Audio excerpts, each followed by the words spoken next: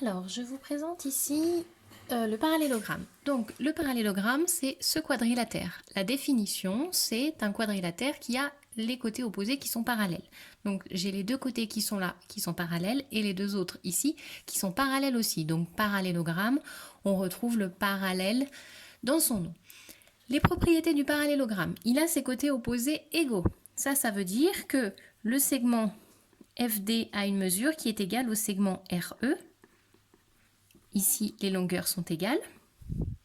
Et on a également le segment FR qui a une longueur égale au segment DE. Donc cette longueur est égale à celle-ci. Deuxième propriété, les angles opposés sont égaux. L'angle qui est ici est égal à celui-ci. Donc l'angle FRE est égal à l'angle FDE. Et les deux angles ici sont égaux également. Donc l'angle DFR et l'angle DER sont égaux.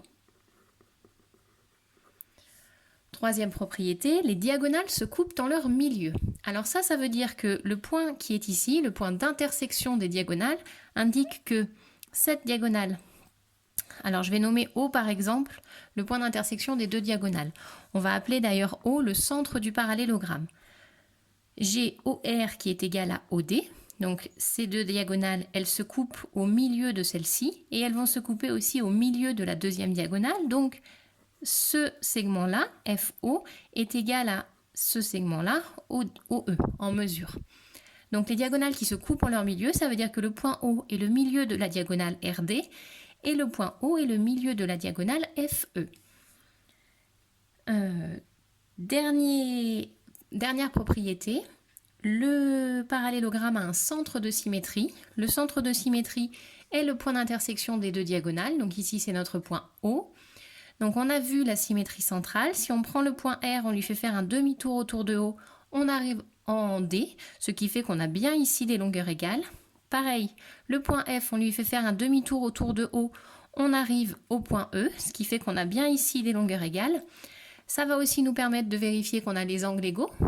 Et si on prend notre parallélogramme et qu'on le retourne, si on lui fait faire un demi-tour, il revient exactement dans la même position, sauf que les lettres vont être inversées. Le E va être ici, le R, le F et le D.